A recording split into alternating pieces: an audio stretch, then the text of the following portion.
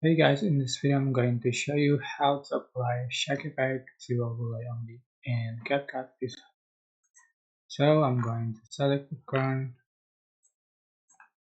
and select the overlay, put on top another one, and I'm just going to remove the background for from the overlay. I'm just trying inside out. Then go to resize.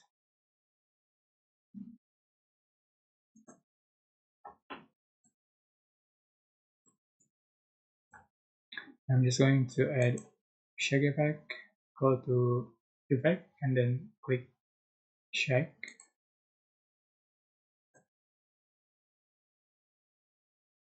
And just for the duration assembling, and to apply the effect to overlay only, you are just going to select the overlay and select the effect and right click, select create compound clip. So this is the final effect you have on your video.